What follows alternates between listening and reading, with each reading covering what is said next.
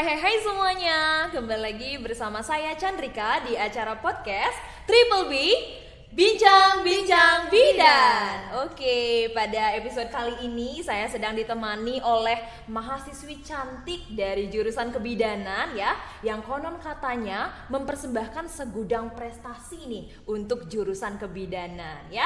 Mari kita sambut, inilah dia Kak Diana. Yeay. Aduh Kak Diana, gimana nih kabarnya hari ini? Luar biasa Sekali ya, sehat? Sehat. Sengkare ya Kak Diana ya. Ya. Oke, jadi Kak Diana ini merupakan mahasiswi yang berprestasi ya di jurusan kebidanan, di mana beliau menyumbang segudang ya, bisa dibilang segudang prestasi yang mengharumkan nama jurusan ya.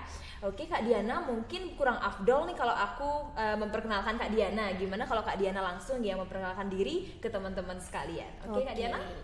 Oke, terima kasih atas waktunya ya. Sebenarnya hari ini tuh hari yang mengejutkan ya. Nggak disangka-sangka saya udah mahasiswa yang nggak terlalu aktif di kampus karena masuk kelas afiliasi. Jadi nggak pernah ke kampus lagi. Tiba-tiba ada Ibu Kaprodi menelpon katanya diundang ke podcast. Diundang ke podcast gitu. Maksudnya saya merasa bahwa saya bukan mahasiswa yang gimana ya, patut untuk naikkan lagi karena sudah usur, karena masanya sudah hilang ya gitu sebenarnya ya. Iya.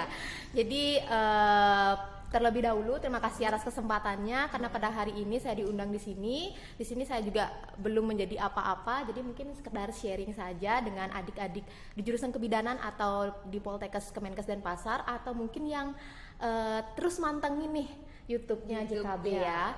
Jadi perkenalkan terlebih dahulu, nama saya, kalau nama panjang itu nama saya Niluh Putu Diana Yanti, tapi sering atau akrab dipanggil Diana. Seperti itu. Oke. Ya, jadi teman-teman udah bisa lihat gimana sih cantiknya Kak Diana ini ya. Siapa sih yang gak kenal jurusan kebidanan gitu ya Kak Cantik Diana. karena make up aja sih Enggak, tapi aslinya cantik juga kok. Oke, Kak Diana kan tadi udah memperkenalkan diri, gimana kalau kita langsung langsung kita kupas tuntas semua tentang prestasi yang pernah diraih oleh Kak Diana. Oke, Kak Diana siap ya? Siap. Oke, pertanyaan yang pertama, Kak Diana itu berapa bersaudara sih Kak? Oke, jadi saya sebenarnya adalah anak perempuan satu-satunya karena saudara saya adalah laki-laki. Oke, jadi Sri Kandi ya di antara keluarganya. Jadi saya bersaudara itu berdua, adik saya itu cowok. Oh, cowok, oke. Ada yang mau cari jodoh mungkin? Aduh, langsung deh kita ngomongin Kak Diana di sini ya. Oke, Kak Diana. Kak Diana anak pertama berarti? Saya anak pertama. Oke, adiknya udah kelas berapa? Oh, kebetulan jadi karena adik saya itu dengan saya tidak jarak umurnya tidak terlalu jauh, jadi adik saya kuliah dan saya masih kuliah. Kesehatan juga? Tidak. Oh, tidak. Oke, agak menyimpang. Gitu. Oke, pertanyaan kedua, Kak Diana tinggal di mana? Jadi saya tinggal di Batu Bulan, di Gianyar, cukup dekat dari sini, 30 menit. Dan cukup dekat juga dari kampus kebidanan. Oke, berarti Kak Diana PP ya seringnya biasanya. Oke. Kemudian prestasi apa aja sih yang pernah Kakak persembahkan untuk jurusan kebidanan? Kalau membicarakan soal prestasi, jadi mungkin prestasi saya udah sangat lama ya. Jadi seharusnya bukan maksudnya di atas, seharusnya tidak usah dibahas lagi. Mungkin teman-teman yang ada di sini mungkin sudah meraih yang lebih dari itu. Jadi di sini saya masih menjadi mahasiswa dulu di kebidanan. Jadi jujur saja saya dulu di kebidanan itu sempat merasakan bosan. Jadi bosan karena saya ketemunya cewek-cewek mulu nih. Iya benar. Mana cowoknya gitu. Yang ada Kak Satpam aja nih. Adanya Pak Agung aja gitu. Jadi saya masih menjadi mahasiswa kebidanan. Jadi sebisa mungkin saya mencari kegiatan yang di luar jurusan seperti itu. Iya. Apa nih yang bisa saya ikuti? Mengeksplor Seperti itu. Jadi ketika saya masih mahasiswa, masih reguler, di situ saya coba ikut-ikutan untuk ajang yang mungkin ada di kampus, karena waktu itu saya ingin mendapatkan SKP kan, karena waktu itu poin gitu ya, saya mau wisuda nih, mau tepat waktu nih, gimana caranya saya dapat SKP tapi saya nggak bayar. Benar. Jadi saya ikut pemilihan duta genre waktu tahun 2019, udah lama banget, udah 4 tahun yang lalu berarti ya. Oke. 19, setelah itu di Poltekkes, setelah itu lanjut di Denpasar juga dan di provinsi, tapi di provinsi saya tidak memegang juara juga. seperti itu. Setelah itu lanjut juga karena diberikan kesempatan lagi oleh kampus untuk mewakili kampus ke ajang Putra Putri Kampus Ajak Bali. Saya ikuti juga waktu itu tahun 2020. Setelah itu saya lanjut lagi di tahun kemarin karena saya gabut di rumah. Gabut ya.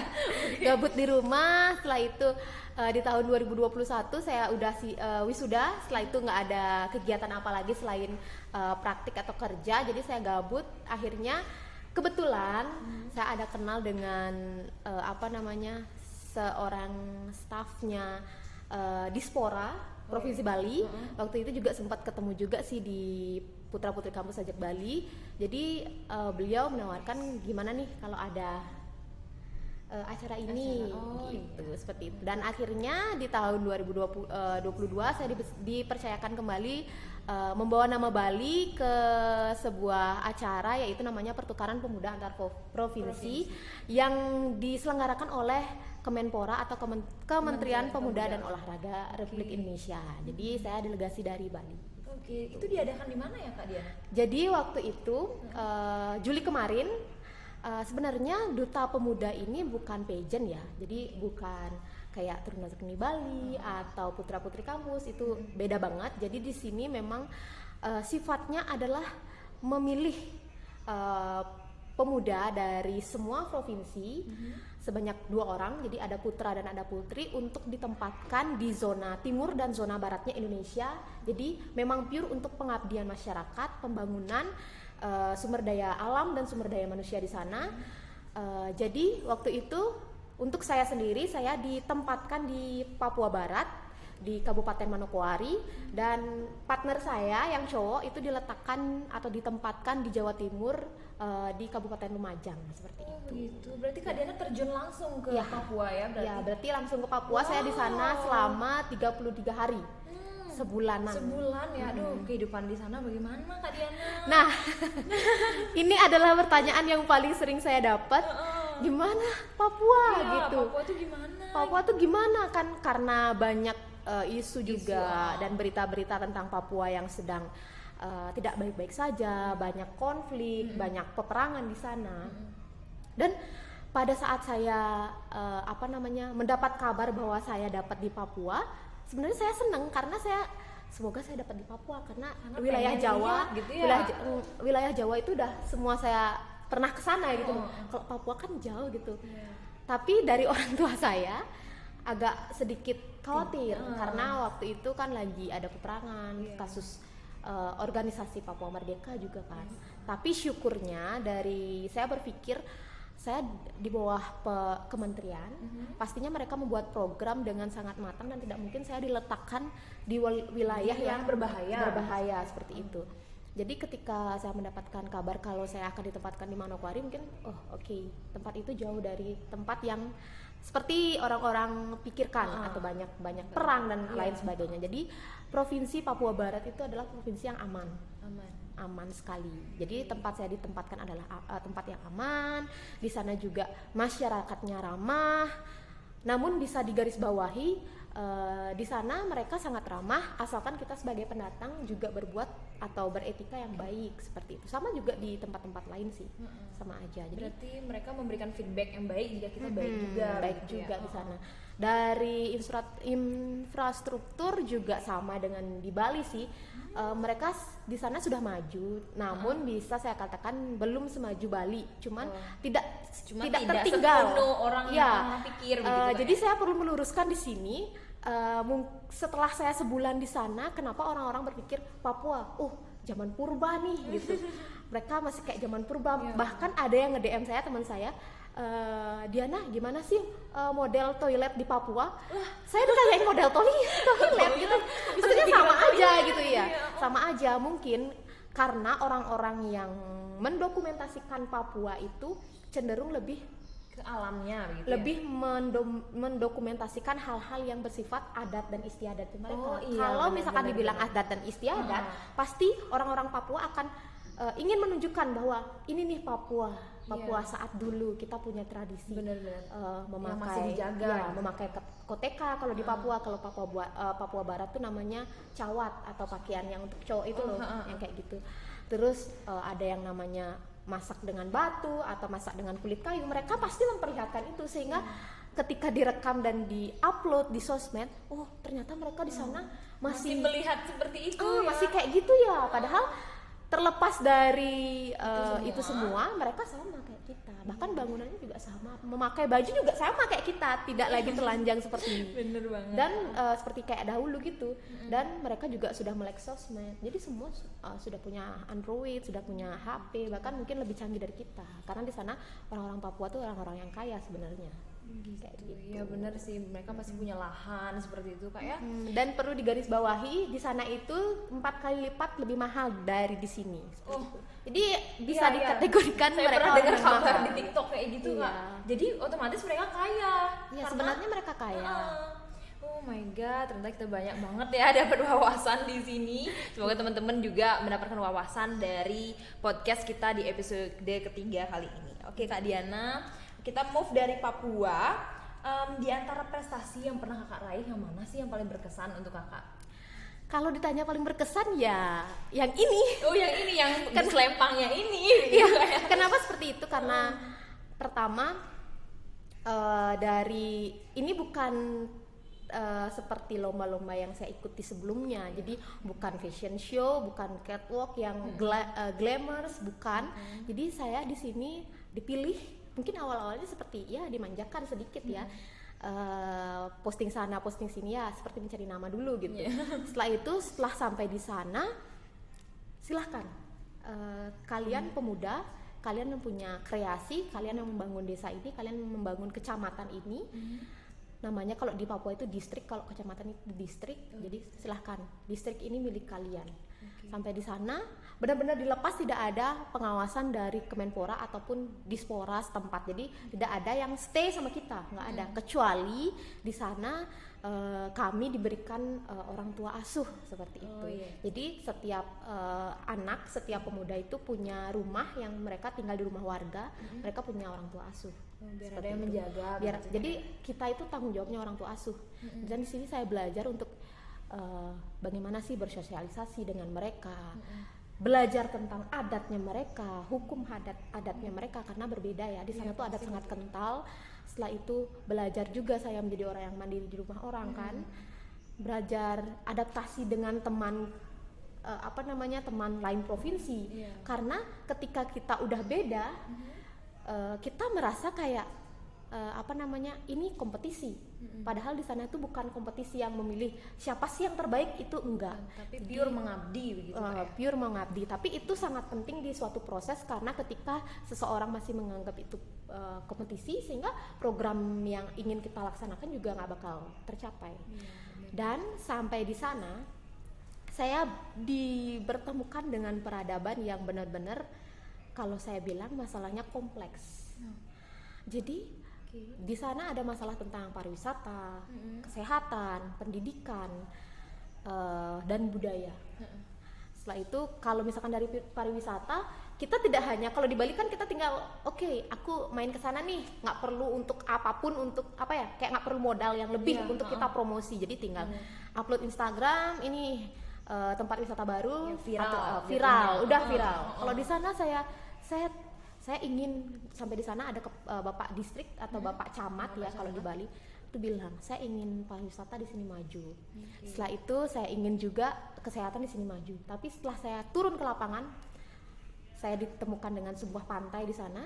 Itu memang kita membuka, bukan bahasanya lagi kita memviralkan. No, jadi tidak ada UMKM, tidak ada jalannya juga masih